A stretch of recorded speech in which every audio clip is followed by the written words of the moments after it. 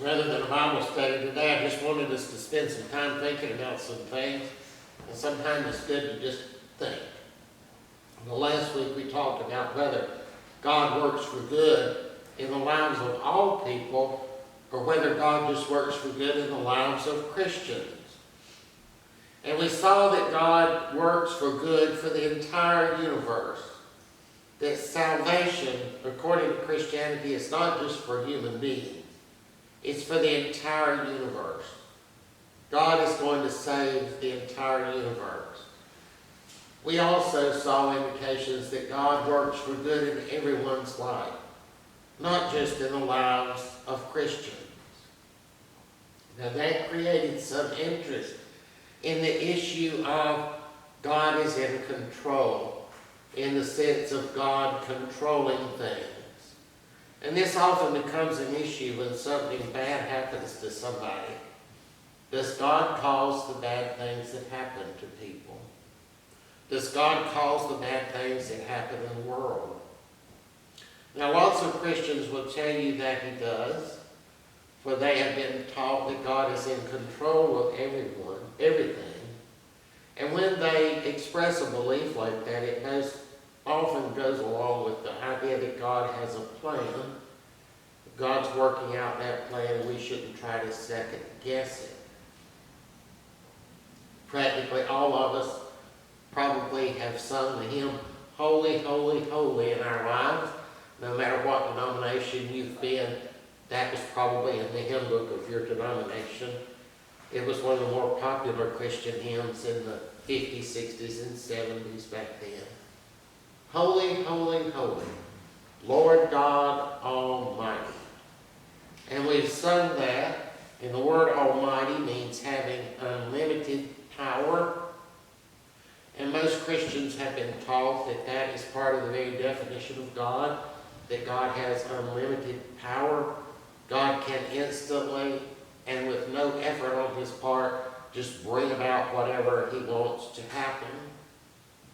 And from that they conclude that God must control everything. And from that they conclude that nothing happens that God does not want to happen. He either causes it to happen or allows it to happen. And that means that God is ultimately responsible for everything that happens. God possesses unlimited power, and He could stop anything He did not want to happen. That's a disturbing thought. What if somebody breaks in our house tonight and kills us both? God would be ultimately responsible for it. You might not take the position that God caused somebody to break in there and kill us, but if God has unlimited power, then He certainly had the power to stop it. And by not stopping it, by choosing not to stop it, God would be ultimately responsible for our murder. And so in that idea, God is ultimately responsible for everything that happens, either good or bad, and God is ultimately responsible for evil. Now, the idea that God controls everything and has unlimited power is related to what theologians call sovereignty.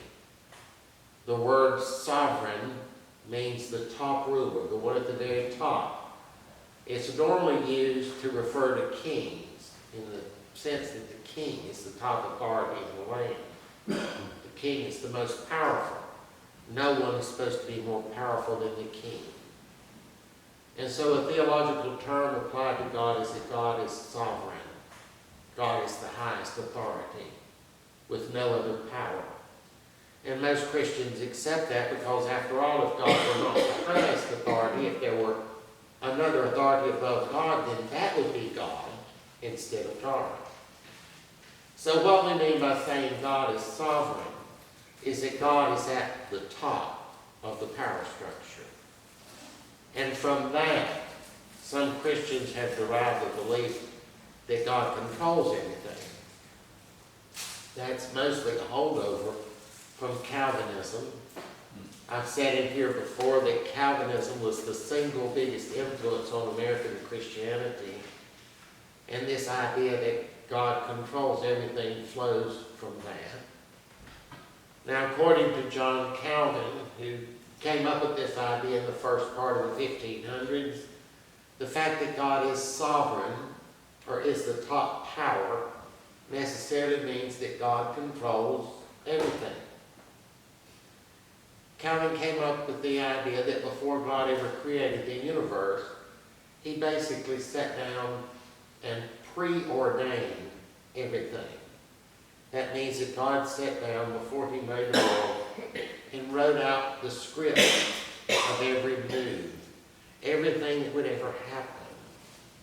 God wrote out everything and planned it all out, even to the tiniest little thing. Even like whether you chose chocolate or vanilla ice cream yesterday afternoon. Even down to whether you chose blue or brown pants to wear today. Every little thing, everything, God decided before he ever created the world. And so God is in control of everything, and nothing happens that God did not write in the script. And realize it's not that God makes decisions on the fly. It's not that God will just decide this afternoon to do something. No. God decided it all before he ever created the world.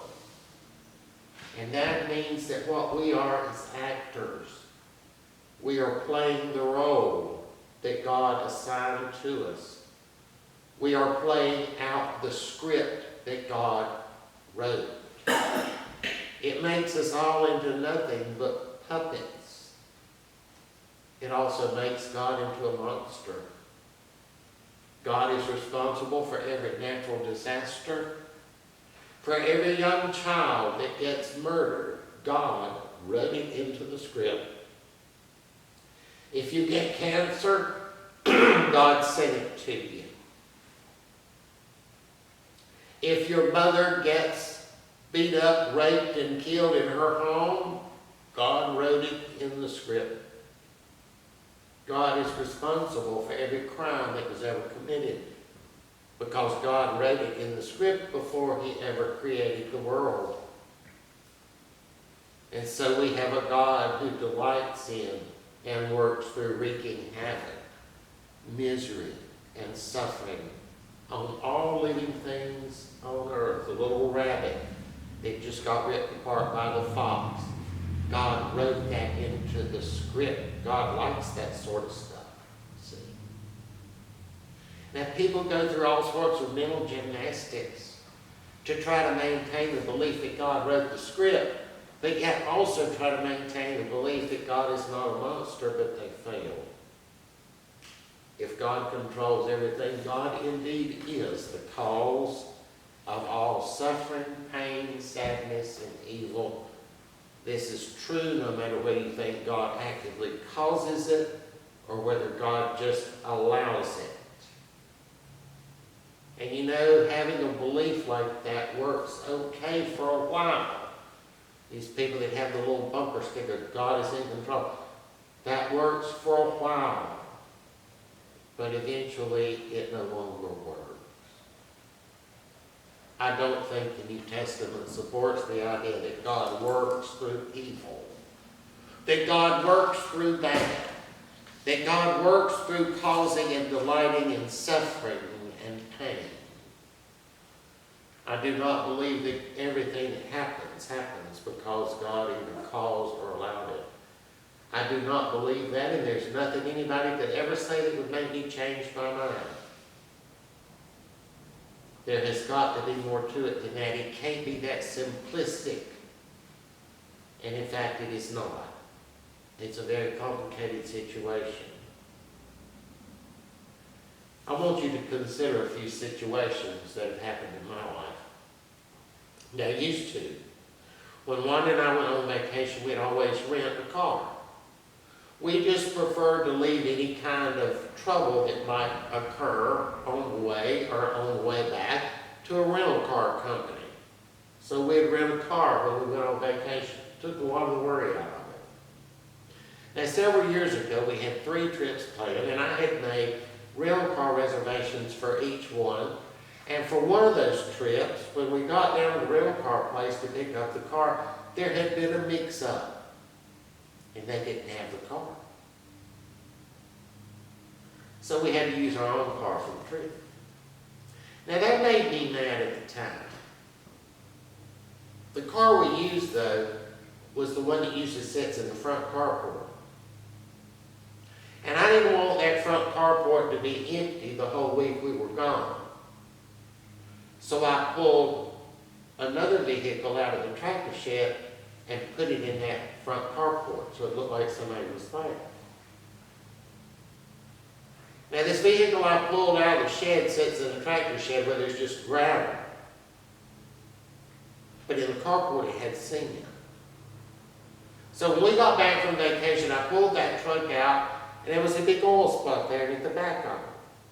And I thought, this thing's leaking something. So the next week I took it down to Dover's, and it turned out that the differential in the rear end was leaking pretty bad. And they fixed it down there. If we had not gotten that rental car, and I had not had to pull that vehicle into the carport where the pavement was, I never would have known it was leaking, and it would have leaked all the way out. I would have torn up the whole rear end, and it would have cost me thousands of dollars to get it fixed.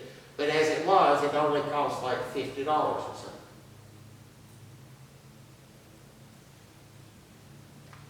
One time, right after we moved to Bellwood, in the house we used to live in, there were some Bradford pear trees near the driveway. I can't stand those things. And one of the reasons I can't stand it is that it cost us a fortune to have those stupid things that spring up there removed from our pastures one time because they spread.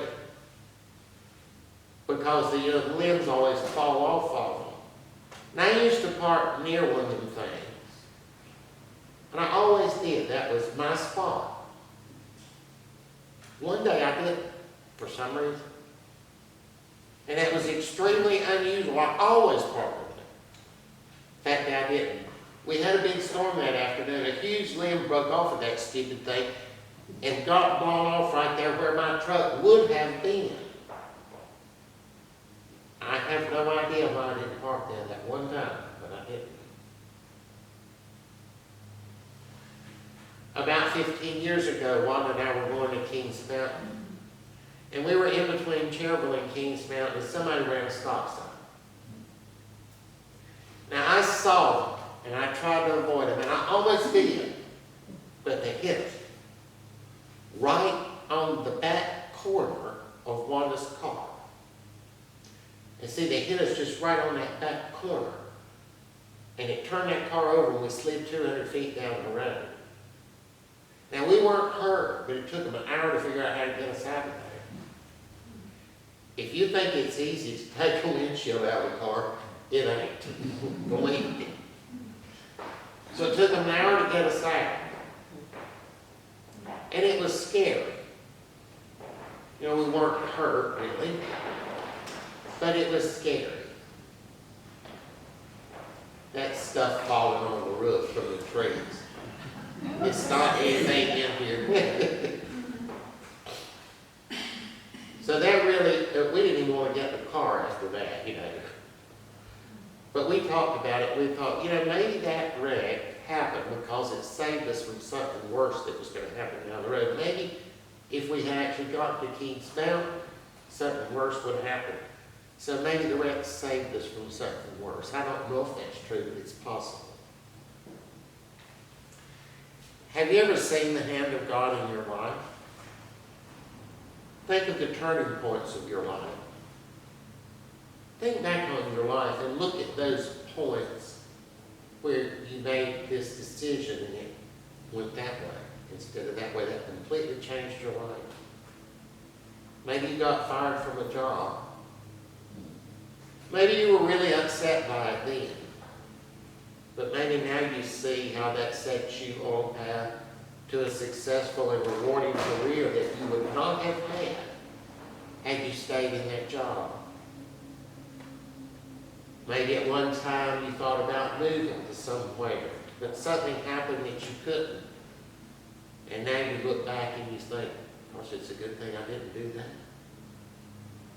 Maybe you can think of lots of ways in which things actually did work out good, but wouldn't have worked out that way unless one certain thing had happened, or one certain thing had not happened. But you know, when you think about it, it's never just one certain thing. It's a web of things that all have to come together. A countless number of things have to work out exactly as they did, not only for you, but also for others, and also for things far from here, for what happens today to be possible. When you got fired from that job, and you got that other job that led to your career, it had to have been that the federal government had passed a certain law authorizing these employees so you could get your foot in the door. And then in order for you to get the job that you really wanted, somebody else had to decide to leave that job because they thought they were going to get a better job somewhere else. If they had decided to leave that job, you would have never got that job. You see, a whole web of things had to work together exactly as they did, with not only you, but also multiple people in situations, in order for things to turn out like they did, exactly that way. For us to be here today, all of us sitting here in this place, there are literally millions of things in an interconnected web that had to work out just as they did. Not only in my life, but in Wanda's life and in numerous other people's lives. Everything had to be just as it was, or today would not have happened. There had to be numerous threads come together in an intricate pattern in order to lead to right today. Things had to have gone exactly as they did. Luke's Allscale Furniture Home, Luke's Allscale Funeral Home had to split up. And the Burtons had to have this building. They had to talk to Howard and Marie Harrell, who told them that we were decent people. And everything about that had to work with the Burtons' situation and everything for them to let us use this. And then when they sold this place to Craig Belton, he was going to turn it into an architect's office. Everything had to work out exactly as it did with him in an intricate web to where he could not do that.